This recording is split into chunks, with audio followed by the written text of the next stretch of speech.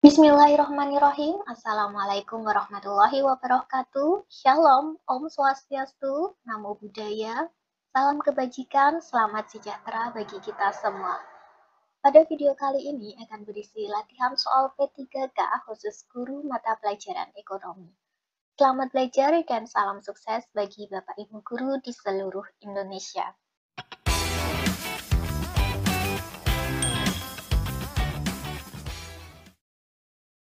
Soal nomor 21. Pada saat musim penghujan, banyak petani bawang merah yang mengalami gagal panen karena tanaman bawang merah membusuk sebelum waktu panen tiba. Hal ini menyebabkan harga bawang merah pada saat musim penghujan mengalami kenaikan.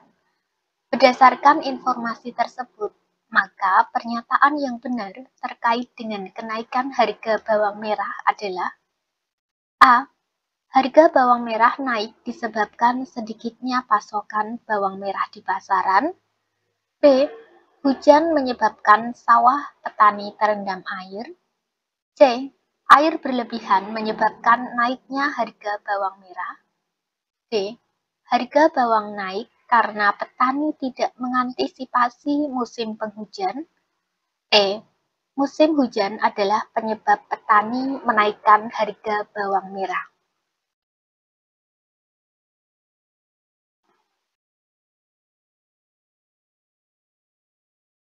Kita menemukan kata kunci gagal panen karena tanaman bawang merah membusuk sebelum waktu panen tiba, sehingga yang terjadi di pasaran itu adalah pasokannya itu semakin sedikit.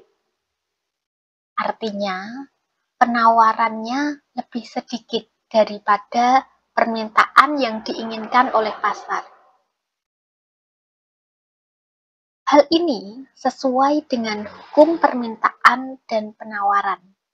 Ketika jumlah barang yang diminta lebih besar daripada jumlah barang yang tersedia di pasar atau yang ditawarkan, maka harga barang tersebut akan naik. Sehingga jawaban yang tepat adalah pilihan jawaban A. Permintaan yang terjadi di pasar ini bisa dipengaruhi beberapa faktor, antara lain harga barang itu sendiri, harga barang lain yang terkait, tingkat pendapatan, selera masyarakat, dan jumlah penduduk. Soal nomor 22. Ahmad adalah seorang pelajar yang baru saja lulus SMA. Dia menghadapi dua pilihan, yaitu melanjutkan kuliah ke perguruan tinggi atau bekerja. Rata-rata gaji pekerja lulusan SMA adalah 2 juta per bulan. Pada akhirnya, Ahmad memilih untuk melanjutkan studi ke perguruan tinggi selama 4 tahun. Dengan estimasi biaya yang dikeluarkan per tahun adalah 18 juta rupiah. Berapakah opportunity dari pilihan Ahmad tersebut? A. 96 juta rupiah. B.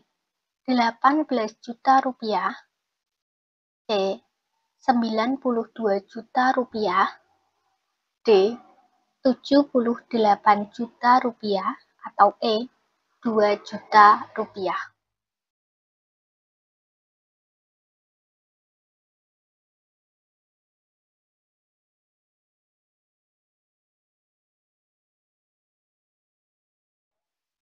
Pada soal nomor 22 ini, Ahmad dihadapkan dengan dua pilihan, yaitu melanjutkan kuliah ke perguruan tinggi atau bekerja. Nah, akhirnya Ahmad ini memilih untuk melanjutkan studi ke perguruan tinggi, sehingga Ahmad melewatkan kesempatannya untuk dapat memperoleh gaji sebagai seorang pekerja, di mana apabila dia bekerja akan memperoleh gaji sebesar 2 juta per bulan. Biaya kesempatan atau biasa juga disebut dengan opportunity cost adalah seluruh potensi pendapatan yang dikorbankan akibat memilih alternatif lainnya. Nah, sehingga karena Ahmad ini memilih untuk ke perguruan tinggi, sehingga yang dikorbankan oleh Ahmad adalah menjadi pekerja dengan gaji 2 juta per bulan selama 4 tahun. Sehingga 2 juta per bulan kali 4 tahun sama dengan 2 juta kali 48 bulan sama dengan 96 juta. Maka, jawaban yang tepat dari soal ini adalah pilihan jawaban A. Soal nomor 23. Berikut ini beberapa macam kebutuhan. 1. Makanan. 2. Alat komunikasi mobile atau HP. 3. Pakaian. 4. Kendaraan. 5. Tempat tinggal atau rumah. Berdasarkan urutan tingkat intensitasnya, yang termasuk kebutuhan primer adalah A. 1, 2, dan 3, B. 1, 3, dan 5, C. 1, 3, dan 4, D. 2, 4, dan 5, atau E. 3, 4, dan 5.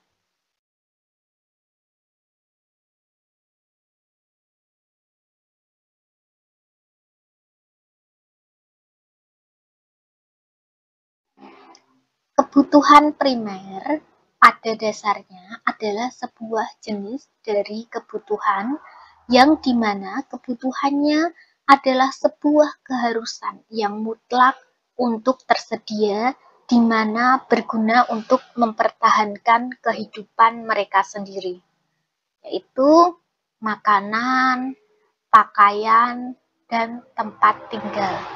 Atau yang biasa kita dengar yaitu sandang, pangan, dan papan. Itu merupakan kebutuhan primer.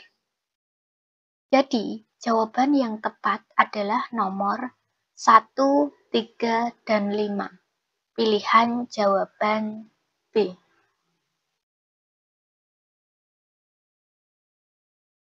Soal nomor 24. Masalah pokok dalam ekonomi adalah barang apa yang akan diproduksi dan berapa banyak atau what, bagaimana cara memproduksi barang tersebut atau how, dan untuk siapa barang-barang tersebut diproduksi. Pernyataan tersebut merupakan masalah ekonomi dari A. Teori modern, B. Adam Smith, C. John Locke, D. Teori kelangkaan, atau E. Teori klasik.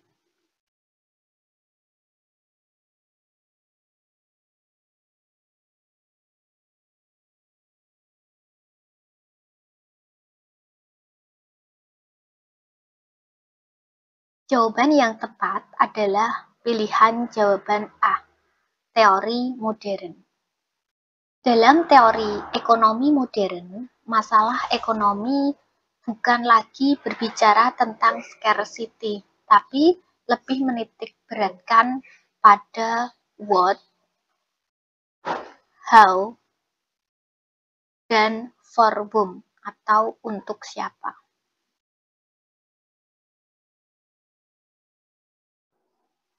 Soal nomor 25.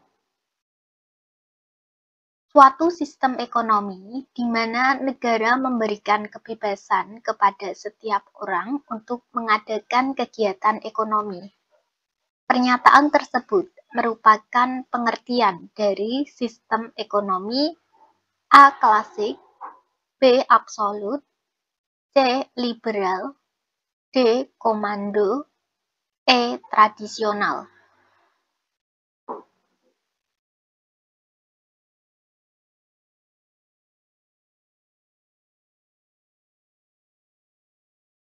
Jawaban yang tepat pada soal ini adalah pilihan jawaban C. Karena ini ada kata kunci kebebasan, di mana negara memberikan kebebasan kepada setiap orang untuk mengadakan kegiatan ekonomi. Nah, sistem ekonomi liberal ini membebaskan masyarakat untuk melakukan kegiatan ekonomi dan memiliki alat-alat faktor produksi. Hal ini merupakan kebalikan dari sistem ekonomi terpusat atau komando, di mana pada sistem ekonomi komando, seluruh kegiatan perekonomian dikendalikan oleh negara, termasuk alat-alat faktor produksinya. Jadi pada sistem ekonomi liberal ini negara memberikan kebebasan kepada masyarakatnya. Soal nomor 26. Pak Dika setiap hari berangkat bekerja pada pukul 4.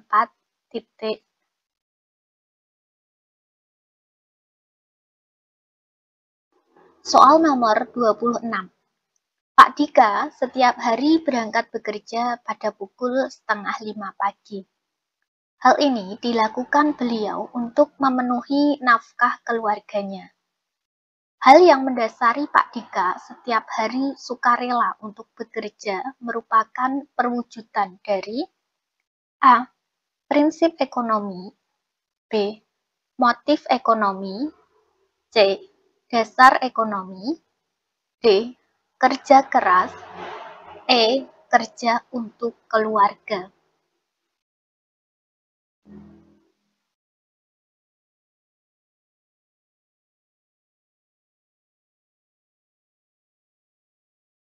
Pak Dika di sini bekerja pada pukul 4:30 pagi karena beliau ingin memenuhi nafkah keluarganya. Sehingga memenuhi nafkah keluarganya ini merupakan sebuah dorongan atau alasan dari Pak Dika ini bekerja di jam 4:30 pagi. Maka jawaban yang tepat adalah B. Motif ekonomi.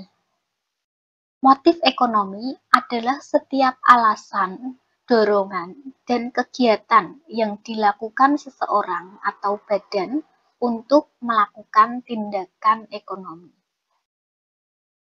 Terdapat beberapa jenis motif ekonomi, yaitu motif dalam memenuhi kebutuhan, motif memperoleh laba, motif mendapatkan kekuasaan ekonomi, motif mendapatkan penghargaan, dan motif sosial.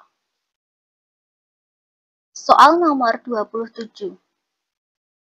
Pasar barang memiliki karakteristik sebagai berikut.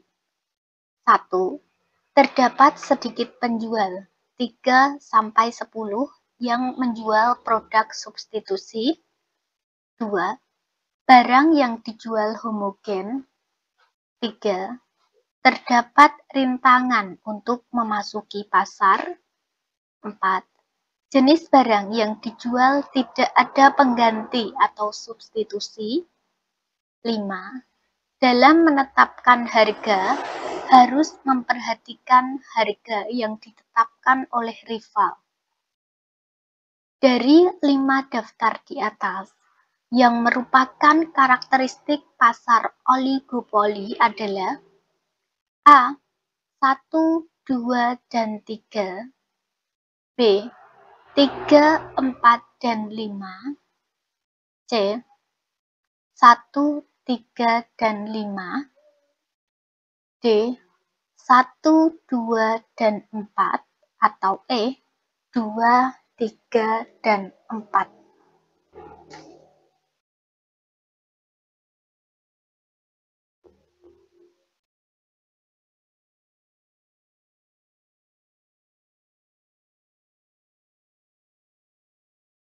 Pasar oligopoli adalah suatu pasar di mana penawaran suatu jenis barang hanya dikuasai oleh beberapa perusahaan.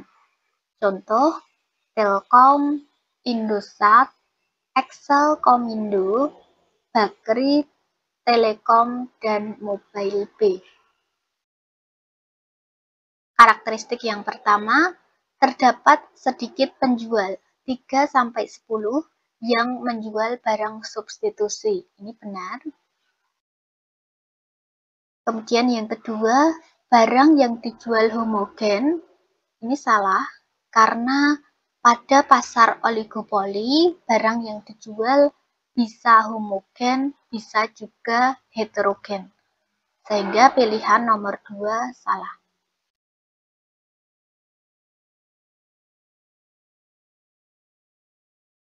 Kemudian nomor 3, terdapat rintangan untuk memasuki pasar. Ini benar.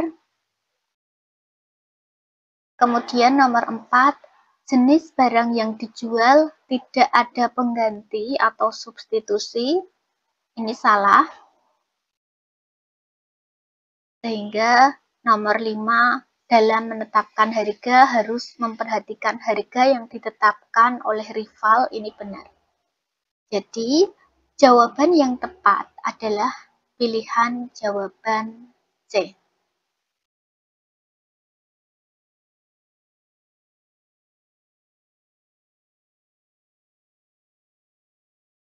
Ciri-ciri pasar oligopoli yaitu terdapat banyak pembeli, hanya ada beberapa penjual, produk yang dijual bisa homogen, bisa juga heterogen, terdapat hambatan untuk masuk pasar, ada saling ketergantungan, dan penggunaan iklan sangat sensitif.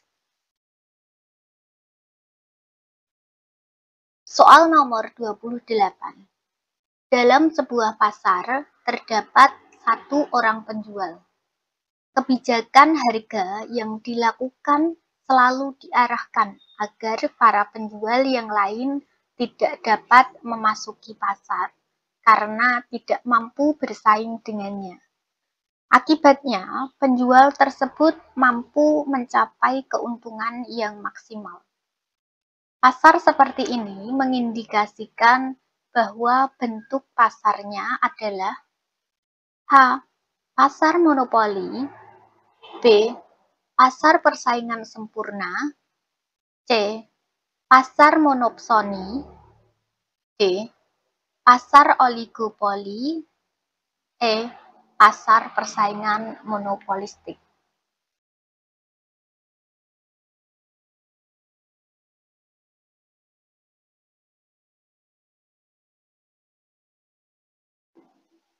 Di dalam soal ini ditunjukkan sebuah pasar terdapat satu orang penjual.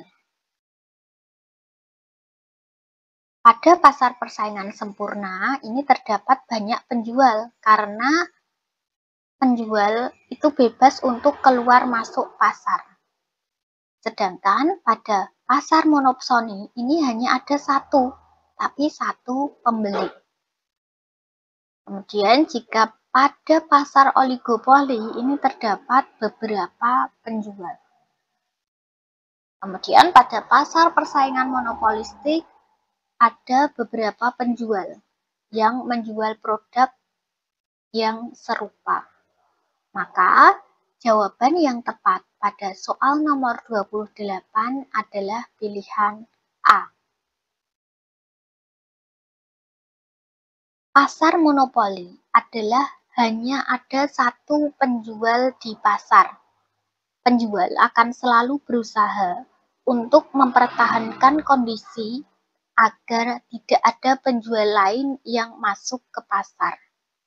Oleh karena tidak ada penjual lain di pasar, maka ia bebas untuk menentukan harga agar ia mendapatkan keuntungan yang maksimal.